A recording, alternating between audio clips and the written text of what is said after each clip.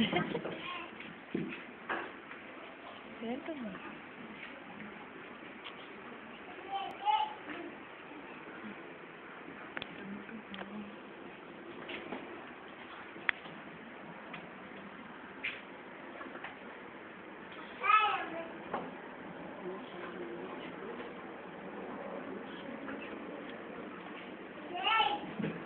Salve, amada igreja, com a santa e poderosa paz do Senhor. Amém? Amém. Glórias a Deus. Eu agradeço ao Senhor, ao meu Deus, ao nosso Salvador Jesus, pela oportunidade de estar aqui nessa noite. Agradeço também ao irmão Silvano e sua esposa, que fez o convite. Me sinto muito lisonjeado, porque ter a oportunidade de trazer a palavra do Senhor é uma honra. E nós não somos merecedores, mas a misericórdia do Senhor, a graça do Senhor nos faz estarmos aqui, louvando, prestando esse culto maravilhoso ao nosso Deus, e que de antemão já recebe, porque o Senhor, Ele não está muito preocupado com a afinação, o Senhor não está preocupado se a pessoa treinou e ensaiou. O Senhor está preocupado, sim, se você louva com todo o seu coração, se a obra do Senhor que você faz com interesse, com amor e com prazer. E aí o Senhor vai te capacitando. A parte da técnica, o homem que está mais preocupado, claro. E quem tem esse dom, mesmo de louvar, de tocar, tem que se aperfeiçoar, claro. Tem que buscar cada vez mais conhecer mais o seu instrumento, cada vez mais melhorar a voz, sim. Mas o Senhor procura o coração perfeito, aquele louvor que vem de dentro, para fora. Porque esse louvor que vai converter. É nesse louvor que o Espírito Santo começa a agir. E como tema dessa mensagem, o Senhor tocou no meu coração a minha namorada, minha futura noiva e minha futura esposa, se Deus quiser. A Regiane me falou ontem: Rodrigo, você foi convidado para trazer a mensagem. Olha, eu fiquei tão feliz que eu tinha esquecido, porque faculdade, trabalho, essas semanas, acordo às 6 e vou dormir à meia-noite. Então, esse tempo todo ligado, sem pensar em muitas coisas, só em trabalho e estudo. E graças a Deus, a faculdade, eu consegui concluir esse período, né? O Senhor deu graça. E aí eu pude estar voltado para trazer essa mensagem, fazer a obra de Deus, que é maravilhosa. Então, irmãos, vamos todos conhecer um pouco mais da palavra do Senhor, porque eu creio que a palavra do Senhor ainda hoje cura, salva e liberta. Amém? Amém. Glória a Deus. Irmãos, abrindo as suas Bíblias no livro, primeiro livro do profeta Samuel, no capítulo 24, por favor. Primeiro livro do profeta Samuel, no capítulo 24. A palavra do Senhor diz no livro de Oséias que conheçamos e precisamos de conhecer ao Senhor. Então vamos conhecer um pouco mais desse Deus, vamos saber um pouco mais do que o Senhor traz nessa manhã, nessa tarde e nessa noite. Que o Senhor Deus fala conosco. Quando acordamos de tarde, quando estamos almoçando, Ele fala a qualquer momento. Porém, nós temos que estar atentos para ouvir a voz do Senhor. Muitas vezes estamos preocupados com outras coisas e não escutamos o Senhor falar. Então, vamos para agora, essa noite, para ouvir o que o Senhor Deus tem a falar. Diz assim, no capítulo 24, no versículo 6. E disse aos seus homens: o Senhor me guarde de que eu faça tal coisa ao meu Senhor, isto é, que eu estenda a mão contra ele, pois é ungido do Senhor. Amém? Oremos. Senhor, meu Deus, meu Pai, me coloco na tua presença agora, Senhor, para glorificar o teu nome, para exaltar, Senhor, o teu poder, para falar que só tu és Deus em Israel e toda a terra, Senhor. Oh, meu Pai, me unge e me capacita para trazer a tua palavra, Senhor, porque o Rodrigo não tem condições de trazer a tua palavra, mas revestindo o teu poder, meu Pai, vou poder ter ousadia para poder explanar o que o teu Espírito Santo está me inspirando, Senhor, para que vidas possam ser transformadas, para que nós possamos ter uma novidade, Senhor, para que nós possamos ter a solução dos nossos problemas, Senhor, para que possamos conhecer mais de Ti, Senhor, porque Tu és o Deus, meu Pai, que é vivo, meu Pai, que é o Deus que responde a oração do Teu povo, Senhor. Oh, meu Pai, eu tenho certeza que hoje ninguém aqui vai sair sem resposta, meu Pai, porque Tu és um Deus que não deixa um homem não deixa ninguém na mão, meu Pai. Tu és um Deus que está sempre presente na hora da angústia, é socorro bem presente, como a Tua palavra diz, Senhor. Então me fortalece, me capacita, é que eu te peço no nome santo do Senhor Jesus. Amém. Amém. Glória a Deus. Irmãos, como título dessa mensagem, dessa noite, Vocês podem se assentar, por favor. Tem: a glória da segunda casa será maior do que a da primeira. Olha, Rodrigo, a glória da segunda casa será maior do que a da primeira. Era melhor você ir no livro de Ageu, né? 2, no versículo 9, porque lá está escrito isso. Não, vamos entender. Eu vou explicar e os irmãos vão entender. Bom, aqui, o que acabamos de ler é uma palavra, né? É uma frase que Davi fala com seus homens referente a Saul. Davi, quem é Davi? Davi foi o segundo rei de Israel. E quem é Saul? O primeiro rei de Israel. São dois grandes reis, dois grandes homens, né, da história de Israel, da história da Bíblia, dois homens que foram usados pelo Senhor, porém, existem certas diferenças que nós vamos ver agora. Qual é a diferença? Vamos à diferença do primeiro rei de Israel. Né? O povo de Israel queria um rei, não queria mais ser dirigido pelo Senhor, então pediram um rei a Samuel. Samuel então ungiu a Saul e Saul se tornou rei. Saul fez maravilhas, fez prodígios, livrou o povo de Israel de vários outros povos, porque naquele tempo não é como hoje. Hoje nós vivemos numa paz, né? Uma aparente paz. Antes, os povos brigavam e degladiavam-se uns com os outros. Então, o povo de Israel é um povo acostumado, passou a ser acostumado com pelejas e com guerras. Quem lê a Bíblia, quem conhece, pode observar várias dessas batalhas contra os filisteus, os amorreus, os jebuseus, que foram para poder dominar a cidade de Jerusalém, Davi conseguiu conquistar a cidade de Jerusalém, ferindo os jebuseus, e tem outros povos também, vários povos. Depois veio os sírios, depois veio os babilônicos. O povo de Israel é um povo que está acostumado à guerra. E Saul assumiu a liderança do povo como rei, primeiro rei, e venceu muitas batalhas. Era um homem ousado por Deus, livrou o povo, abençoou o povo, foi abençoado. Era um homem que tinha ido buscar ovelhas do seu pai e quando voltou rei. Porém, começou a dar um probleminha na vida de Saul. Por quê? Quando nós éramos humildes, agíamos e portávamos de uma maneira. Depois que conseguimos alguma coisa, aí começa a empinar, começa a não querer mais ouvir direito a voz do Senhor seu Deus, começa a querer fazer as coisas do jeito que quer fazer. E esse foi o começo da queda do rei Saul. Por quê? Em uma das suas batalhas contra os filisteus, antes dela, ele estava organizando seu exército e os filisteus estavam acampados também para poder preparar para a guerra. Sendo que Samuel, que era o profeta daquela época, um homem usado por Deus, um homem santo, íntegro, disse: espera-me, porque eu irei encontrá-lo. Não comece a peleja antes que eu chegue para poder oferecer o sacrifício a Deus, para que Deus receba e dê a vitória ao povo. Saul foi esperando, esperou, Samuel não chegou, demorou. Os seus guerreiros começaram a se dispersar. Saul ficou preocupado. Ele não creu na palavra do homem de Deus. E fez o quê? Fez o que ele não poderia fazer. Porque Saul era rei. Quem oferece sacrifício é o sacerdote. Samuel, ele unia várias situações, vários cargos. Ele era profeta, ele era sacerdote, ele era juiz. Só ele poderia obedecer ao Senhor. Mas Saul não quis saber, ele era rei, o seu exército estava se dispersando. Então, para não dispersar o povo logo para começar a peleja, ele foi lá e fez o quê? Ofereceu o holocausto. Ou seja, desobedeceu uma ordem de um homem de Deus.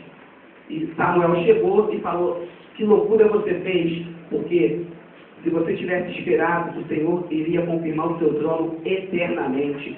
Aí Saul veio com a sua justificativa: não, porque o povo estava se dispersando, os filisteus iam se levantar. Ou seja, para a desobediência tem sempre uma justificativa. Mas Deus ele quer que nós sejamos obedientes. Saul não foi, primeira vez. Segunda vez, Saul recebeu uma incumbência do Senhor de destruir todo o povo de Ameleque. Por quê? Ele era um povo que se opôs contra o povo de Deus no passado. Então Deus falou assim: vou vingar o povo de Israel, mas pelas suas mãos você vai lá e vai destruir tudo. Você não vai pegar nada. Não vai pegar nenhuma riqueza, não vai pegar nenhum boi, nem nada. Vai matar todo mundo, porque tudo ali é amaldiçoado. Ou seja, olha, você não precisa pegar lá não, porque eu sou o Deus do ouro e da prata e posso te dar a hora que você quiser, mas aquilo você não vai tocar. Beleza, Saul foi lá, fez o quê? Quase tudo certo. Enquanto Davi estava matando e vencendo aquele povo, ele olhou e viu o gado, e o gado pareceu gordo, bonito, vistoso. Ele separou. Ele viu o ouro, o pessoal separou também. Samuel chegou para falar com ele. E aí, Saul, tudo bem? Tudo? E aí, fez como Deus falou? Fiz tudo. Aí Samuel falou assim, olha, mas que barulho é esse de animal? Ah, não, é porque eu vi, os bois eram isso, eram aquilo, eram bonitos, eu guardei para oferecer ao Senhor. Samuel falou assim, mas o Senhor tem mais prazer em obediência do que em sacrifício. O nosso Deus é Deus do ouro e da prata, ele não precisa que nós venhamos a dar nada para ele. Ou seja, Deus só queria de Saul obediência, mas ele era rei, ele fez do jeito que ele queria. E aí Samuel falou, a partir de hoje, Deus rasga de ti o reino, tira de ti o reino. Como está escrito aqui, ó, no livro do profeta Samuel, só a gente voltar algumas páginas. No capítulo 15, no versículo 28, diz assim, então Samuel lhe disse, o Senhor rasgou hoje de ti o reino de Israel, e deu ao teu próximo, que é melhor do que tu. Também a glória de Israel não mente, nem se arrepende, porquanto não é homem para que se arrependa.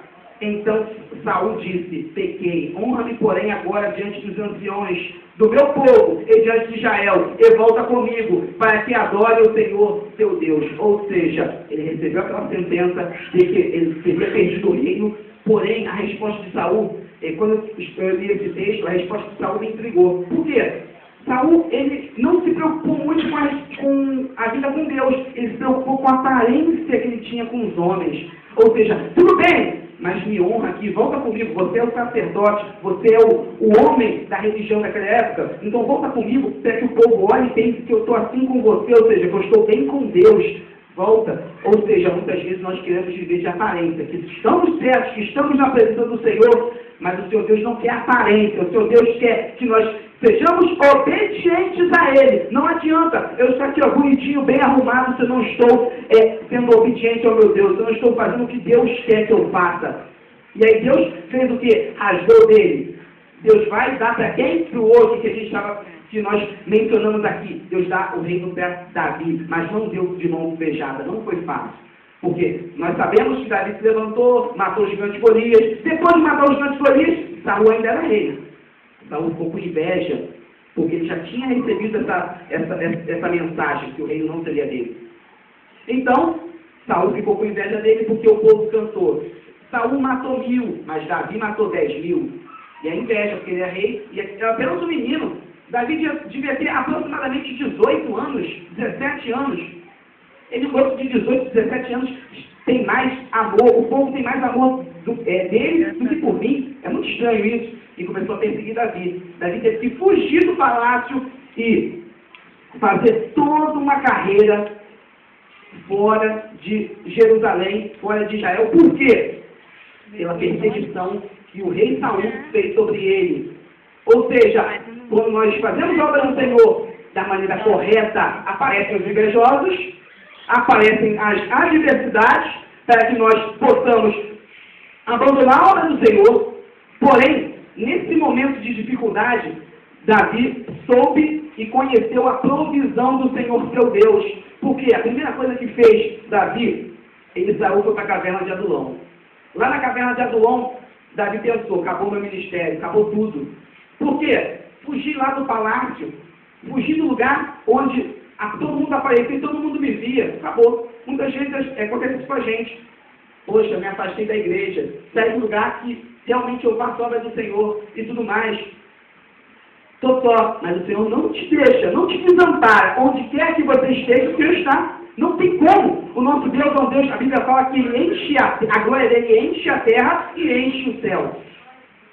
Davi, na caverna de Adulão, chega lá, e as pessoas que ouviram falar de Davi, ouviram e viram a obra de Davi, começaram a se juntar a ele. Não adianta, onde quer que você vá, se você é servo de Deus, vai atraindo as pessoas, e vai chamando as pessoas. E daqui que Davi começa a criar, a construir o seu grande exército. Nós conhecemos falar dos valentes de Davi, homens de guerra, homens que realmente, a Bíblia fala que teve um homem que matou 800 sozinho, né? Eu até queria colocar o nome do meu filho, né? Parece que a Regiane falou não, né? Quando a gente casar, tinha o nosso filho, a Regiane falou não, porque o nome dele é muito feio, é José de Betsebete, é o principal valente de Davi. É muito feio o nome dele, mas é um valente.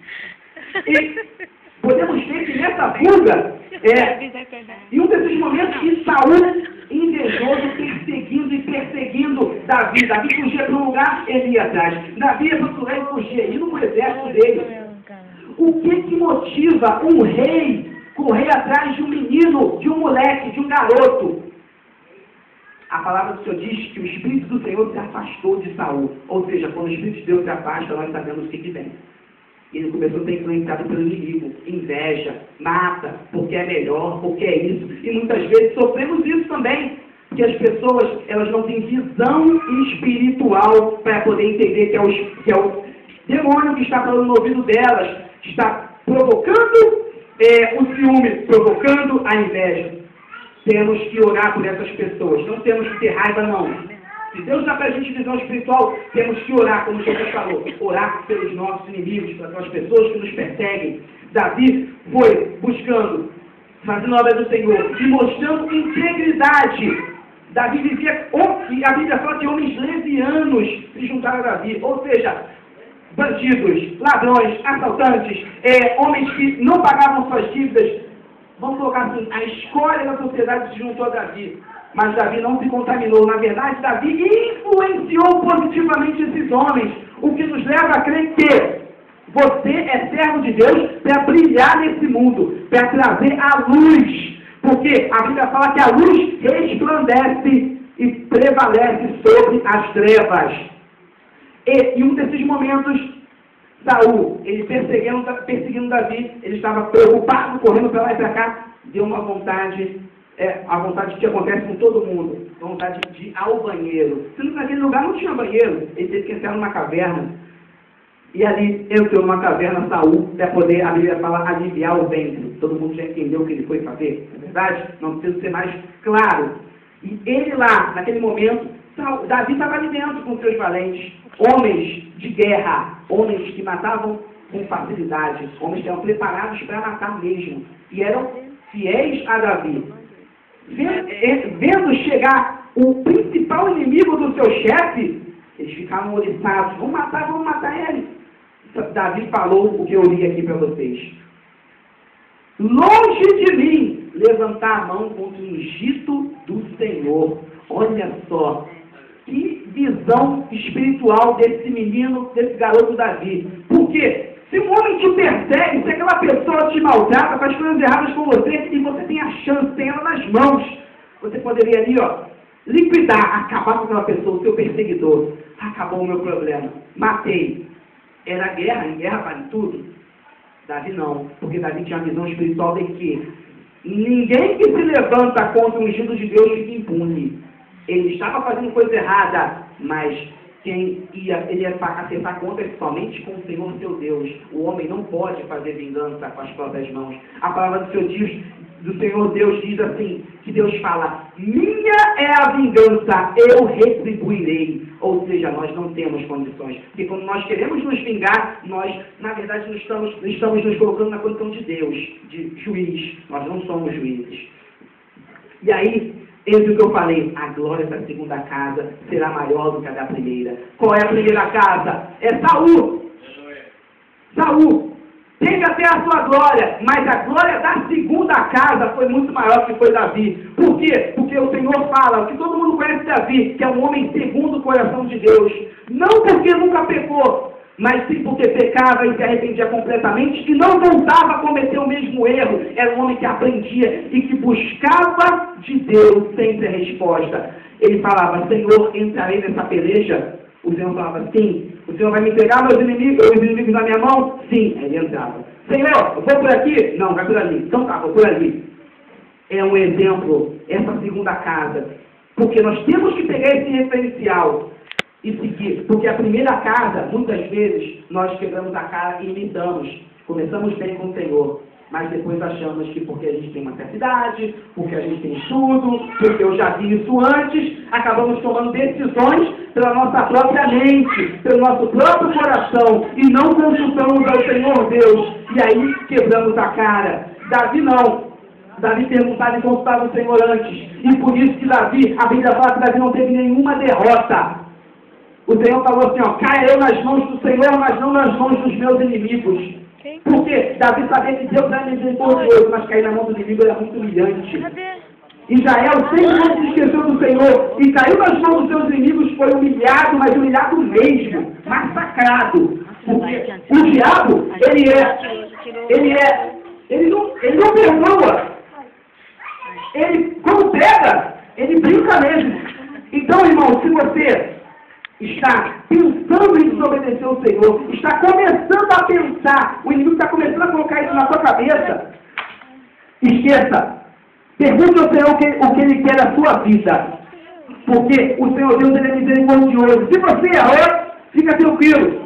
A palavra do Senhor diz em Jeremias, se você errou, está se desviando, mas ninguém sabe, a sua aparência é de crente, mas na verdade, você por dentro está fraco. Na verdade, por dentro, você não está nem com força dentro da igreja, mas você vai porque as pessoas que você gosta, são pessoas que você conhece, você gosta do seu pastor, você gosta do louvor, mas na verdade, a sua vida por Deus mesmo já foi por água abaixo. O Senhor fala assim, ó, em Jeremias 4, versículo 1, se voltares, ó Israel, voltes para mim.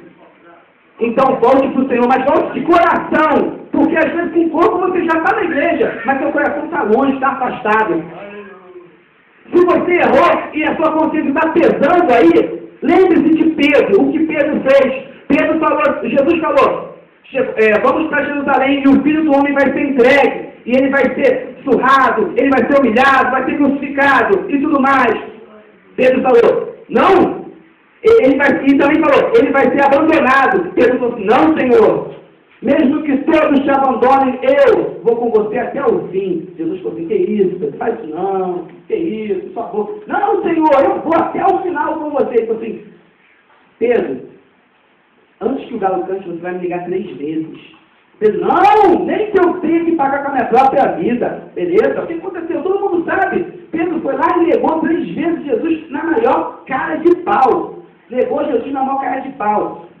E aí, bateu aquele arrependimento. Ele viu Jesus sendo crucificado. E naquele tempo, imagina, Pedro ficando arrependido e lembrou, nossa, quanto eu falei que ia fazer e acontecer. O meu mestre, e eu fugi, eu fui um covarde. Eu não fiz o que eu falei. E muitas vezes a gente se sente assim, eu falei que ia fazer isso. Né? Eu prometi para Deus, eu falei que nunca mais faria tal coisa, eu falei que não voltava, eu falei que não iria mais pecar desse jeito, e acabei fraquejando, fracassando, eu caí. E aí o que a gente faz? Nessa hora, o inimigo entra na sua frente, cara a cara e fala, tá vendo? Você não serve para ser crente, porque você não cumpriu o que você prometeu para o seu Deus. E é isso. E foi isso que fez com que Pedro ficasse triste, mas aí vem o Espírito Santo que te conforta, que fala assim, eu te dou uma segunda chance. Eu te dou uma oportunidade para você mostrar que você pode se reerguer das cinzas e mostrar que você é um servo valoroso. Porque o Senhor Deus fala, ele fala assim, qualquer um que vem a mim, eu de maneira nenhuma não estarei fora. E aí depois que o Senhor Jesus, ele ressuscita e vai ter com Pedro, é sensacional, é uma coisa que me comove, que ele fala assim, Pedro, tu me amas? Sim, Senhor, eu te amo. Então apacenta as minhas ovelhas.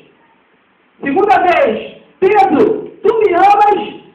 Sim, Senhor, então apacenta as minhas ovelhas. Jesus vai lá e pergunta a terceira vez, Pedro, tu me amas?